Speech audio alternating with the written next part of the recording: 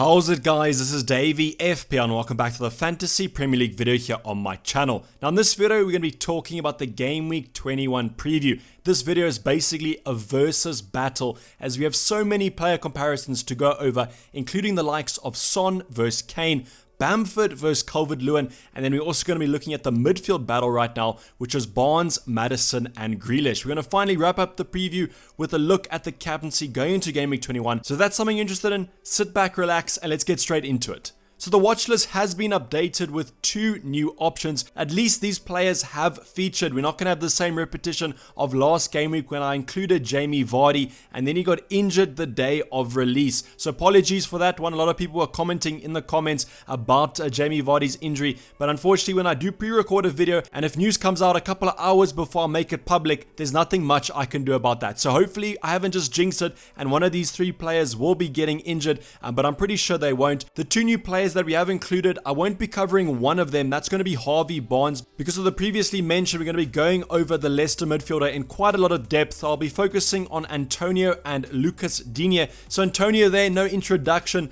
got his first assist of the season in Game Week 20, which takes him to 5 goals and 1 assist. Quite a good record there for only considering he's played 825 minutes. And he also is quite cheap, 6.4 million. And the reason why he is on my watch list is that the West Ham fixtures over the next two are quite tough, but after that they go and play Fulham and Sheffield United. So I definitely will be looking at getting Antonio in the upcoming game week. So he's going to remain on the watch list till I feel comfortable, but if you do still own him, no reason to worry there. Just simply keep him even against the better opposition. I still think that Antonio is going to be quite clinical. So then going on to Lucas Digne, he has come back from his medium-term injury, and at 6 million I think he provides a good option. The one thing I am a little bit worried about is that Everton haven't been known for their clean sheets this season. I think Lucas Digne only has 1 clean sheet to his name, but he also has 6 assists. So those 6 assists make up maybe from an attacking point of view for the lack of defensive returns. But with the lovely fixtures coming up for Everton, which we'll cover more in depth when we look at Calvert-Lewin, I still think from a defensive and an attacking point of view, Lucas Digne should get the goods. And the nice thing about Digne in the last game week, he actually was playing in midfield. I think that Everton switched it around and played a 5 at the back. I do, however, think that formation will rotate when Doucouré and Allen are back in the midfield, and then we should see him return to his fullback natural position. But with those lovely fixtures and the budget that we've got from Kevin De Bruyne's injury, I do think that Lucas Digne could be worth a punt on taking for the upcoming game weeks before we use that wild card going into Game Week 25. But that's enough of the watch list. Let's get on to those player comparisons. So as I mentioned, the first and main player comparison we're going to be looking at is Bamford versus Calvert-Lewin. So Bamford really high owned, so chances are you also own him, and your patience might be drawing a little bit thin with the Leeds striker. So the disappointing thing in Game Week 20 was that Bamford actually came off on the 59th minute. So that's right, he didn't even get that second appearance point, only the 1 point appearance. And over the last couple game weeks, Bamford has definitely not been performing to my standard. We must, however, always remember that Bamford is actually quite a cheap striker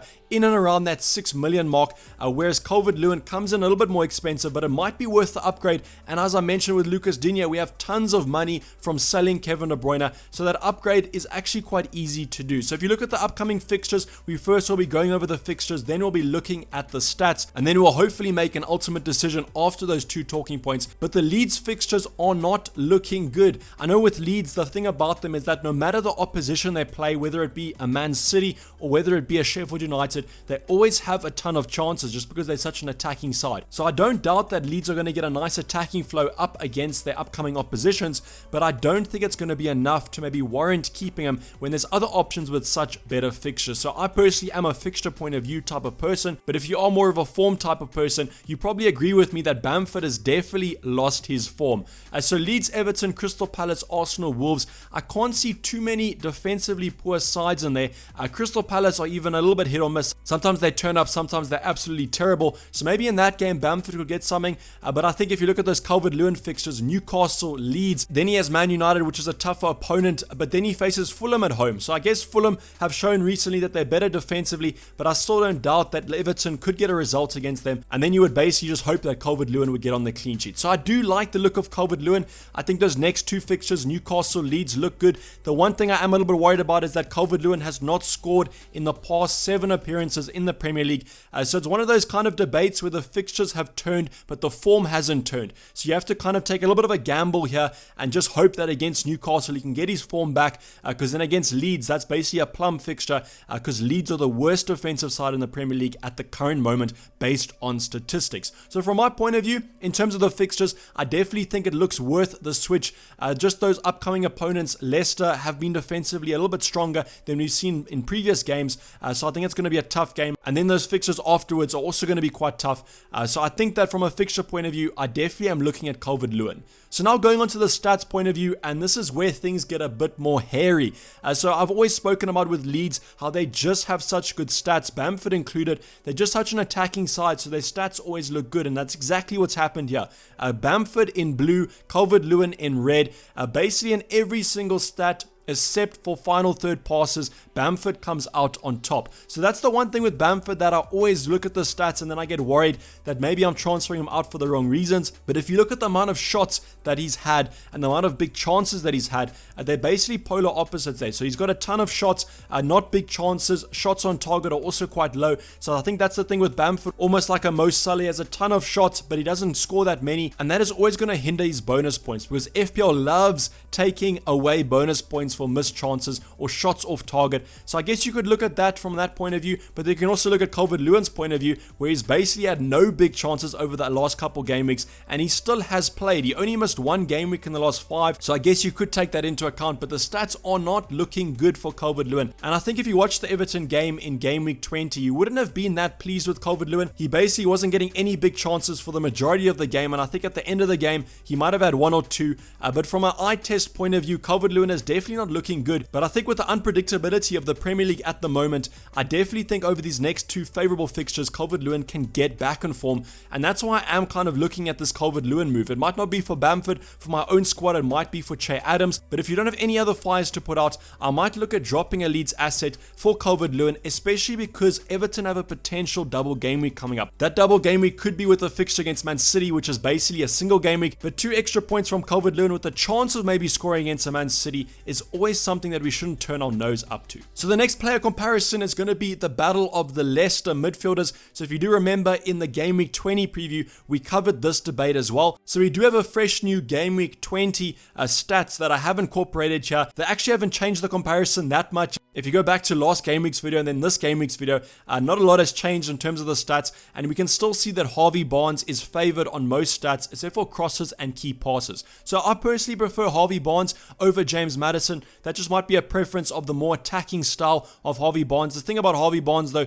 is that his final product is absolutely terrible. His finishing inside the box is shocking, and if he just fixed that, he would be an absolute FPL steal. But I owned Harvey Barnes previously in the season, and I can remember this fact being with him, so it's a little bit of a worry that he hasn't improved his shooting, but I guess that's just something that you have to take on the chin. And if you are Harvey Barnes owner with those lovely Leicester fixtures, you might not care at all, because he might be getting so many chances that if he has 10 chances, at least he scores 1 of them. But currently from a James Maddison and a Harvey Barnes debate, I personally prefer Harvey Barnes. Now going on to Harvey Barnes versus Grealish, because I do think that Grealish is being slightly overlooked. Now while Grealish is owned by quite a lot of people, I personally don't own him, so I wanted to just include this in the debate. If you guys maybe don't own him and you have a little bit more budget that you could afford Jack Grealish over someone like Harvey Barnes, because you must remember there is about a 1 mil difference between these 2 players. So if you look at the stats there, so although Harvey Barnes has more shots on target and big chances, this kind of backs up the whole Jack Grealish's maybe role being transferred. He's getting a lot of expected assists, he's getting a lot of big chances created,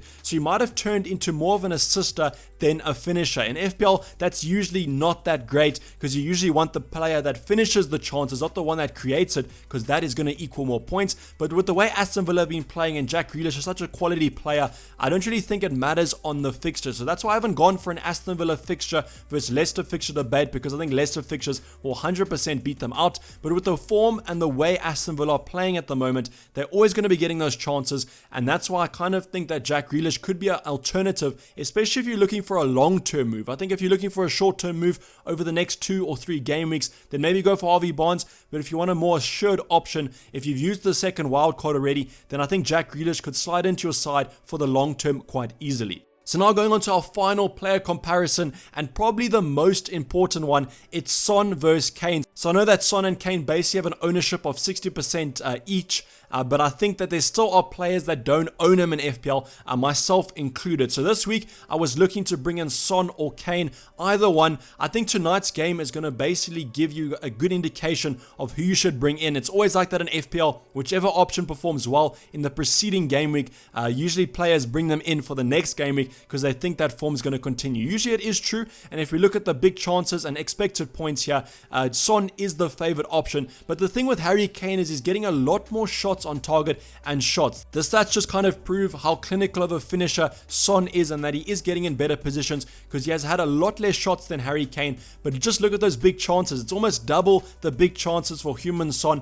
This might have been the style of the opponents that they were playing against. Maybe the opponents were more vulnerable to a counter-attack, and that's why human Son had more big chances. But if I was to look over the long term and which player I think has the more sustainable stats, I definitely would side with Harry Kane. And you could always argue that Harry Kane is more expensive than human Son, so you don't really care if his stats are a little bit better. But the thing with Kevin De Bruyne's injuries is basically given us all such a lot of budget that I don't really think the budget debate's going to come in to that great of an effect. So I think if I was to choose between Son and Kane, I would go for Kane. Not only is on penalties, but I think the stats are looking a little bit more sustainable. But if you do go for human Son, I don't think it's a bad decision at all. And if you're kind of forced into it from a budget point of view, you don't have to worry too much. It's almost like choosing between 2 desserts. Both of them are going to give you an equal chance for enjoyment. It's just going to kind of depend on if you're lucky and you get the best dessert of the night. So then finally going to the captaincy debate, and this captaincy is actually quite an interesting one this game week. We'll be talking about my preferred options and then looking at the predicted stats from Fantasy Football Hub. So I think if I had to choose one option this week who I would go for, it's going to be Raheem Sterling. If you own him, I don't see why you shouldn't captain him.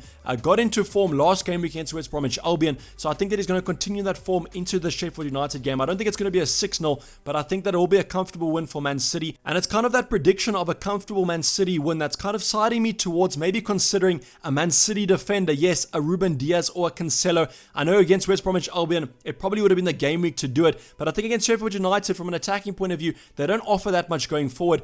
So that's why maybe a Man City defender could be more of an alternative for me. I don't own Sterling. If I did own Sterling, I probably would captain him as he was my favorite option. But then we have Harry Kane / human Son and Salah / Mane. So both fixtures on paper don't look that bad, but with Brighton and West Ham defending so well recently, I might not be looking at these two options. With Harry Kane and Son, Spurs sometimes don't show up, and Liverpool have been playing absolutely dreadful this week. So I think the game tonight between Spurs and Liverpool is going to give a lot of insight. I think if Harry Kane or human Son bangs, it's going to be quite easy to captain them, and I think I would be quite comfortable captaining either of these two options going into Game Week 21. But I think that outside punt there of a Man City defender is definitely drawing me in. So now going on to the predicted stats from Fantasy Football Hub, I thought this was quite a good alternative to my just decisions because this is basically what the stats have been predicting. So I highlighted the top 4 options here that Fantasy Football Hub says will score the most points. So at the top there's Sterling, who's also my favorite option to go for, the highest in terms of the prediction. Now the predictions are quite close because I think the model is quite a conservative one. So 6.1 points and 5.3 points, not too much between them. You basically have to take this into interpretation, and they definitely could score more than this. But Sterling, Salah, Diaz and Kane, so exactly why I was talking about a Man City defender there. Diaz is the 3rd highest predicted point scorer going into Game Week 21, so that's why I'm maybe looking at a Man City defender. But I think if Salah does well tonight against Spurs, it's going to be quite hard to take the armband off him. So this is basically a wrap up the video, guys. Hopefully you did enjoy it. Please don't forget to like it if you did, and subscribe if you're new and have not subscribed yet. I'll be checking you guys for the team selection coming up tomorrow, and also hopefully a deadline with Dayvy live stream going into that Game Week 21 deadline. I'm going to be signing off. This has been Dayvy FPL, and I'm out. Cheers, bye.